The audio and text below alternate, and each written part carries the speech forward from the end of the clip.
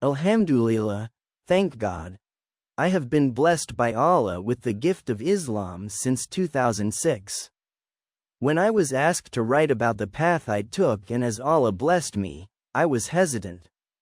I have seen others being caught up in personal fame when telling how they came to Islam and knew how they came to Islam that I didn't want to have the same challenge. I ask you to receive this history as the work of Allah and focus on His mercy and greatness, rather than in my particular story, inshallah.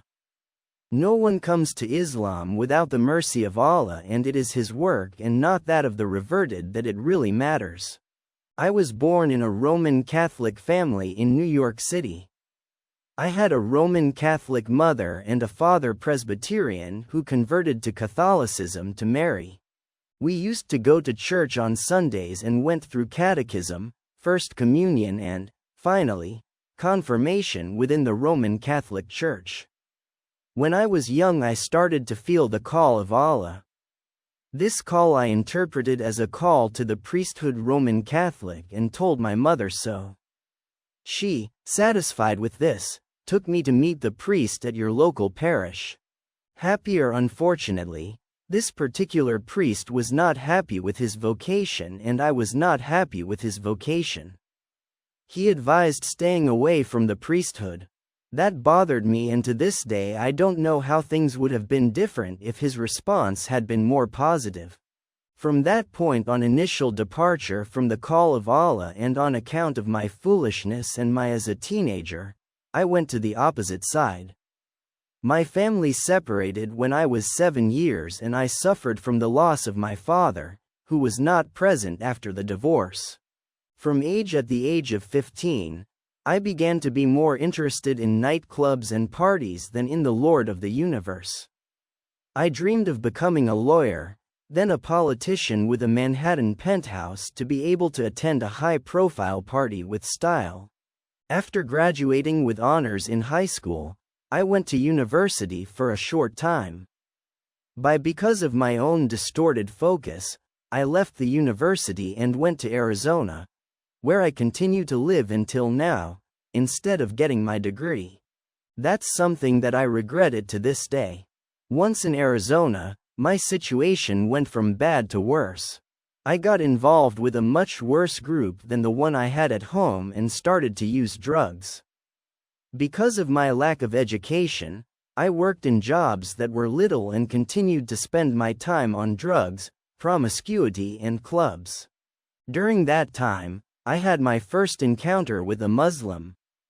He was a kind man who he attended the local university as a foreign student. I was dating one of my friends and often accompanied us to the clubs and other parties we attended. I did not discuss Islam with him, but I questioned him about his culture, which he shared freely. Islam did not enter the conversation. Again, I wonder how things would have been different if he was a Muslim practically.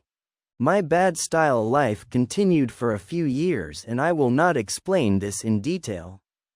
Had many traumas, people I knew died, I was stabbed and injured, but this is not a tale about the dangers of drugs.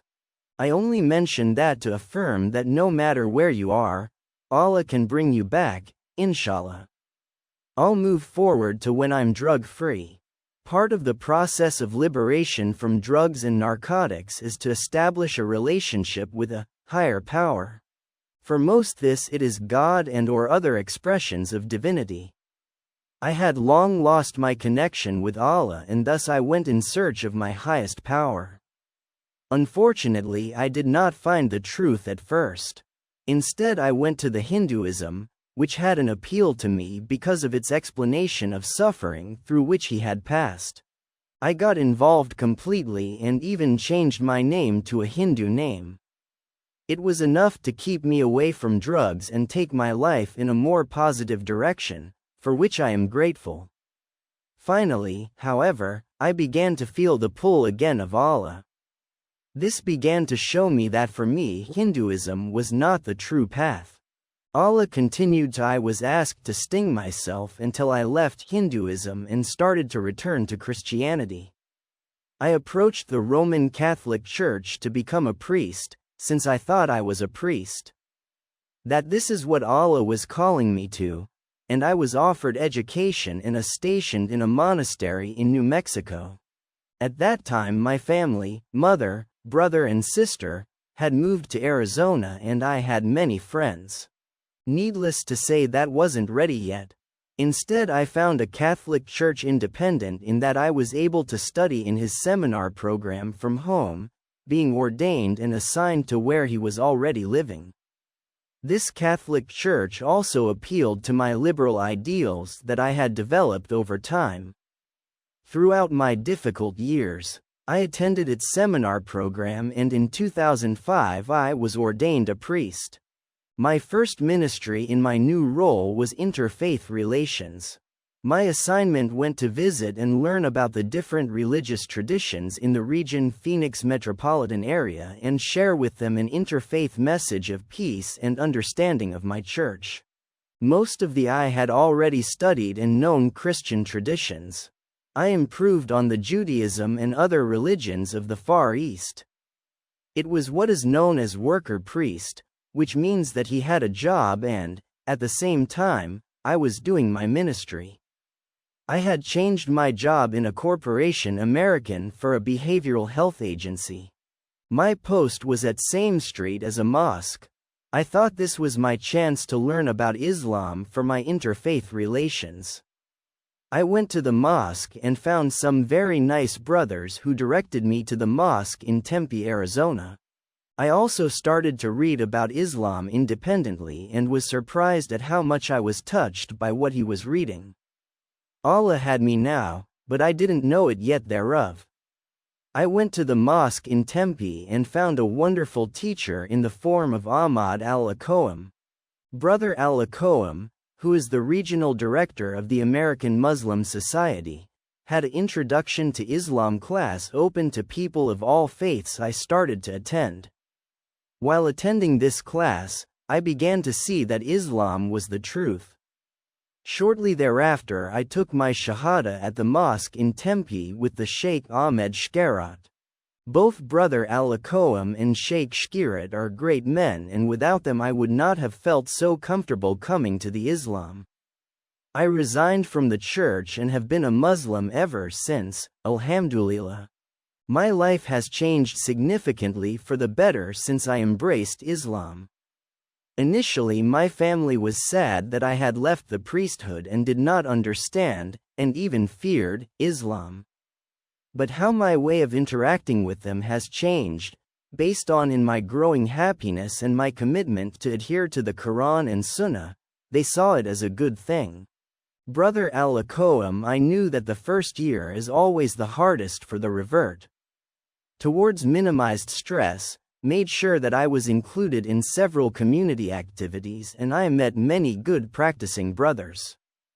Because only through contact with other Muslims can a revert be successful. Staying on your own belief itself can be very intimidating and belief can fail. So if you know and revert, please visit them at least once every 3 days. I have progressed in my work because of my new foundation as a Muslim. I became the manager of a program that seeks to prevent alcohol abuse and drugs, HIV and hepatitis for at-risk populations. I became a volunteer not only in the American Muslim Society, but also at the Islamic Youth Center of the Arizona and other Islamic causes. I recently went appointed to the board of directors of the Mosque of Tempe, where I took my Shahada. Alhamdulillah, this also clarified who my true friends are and who right.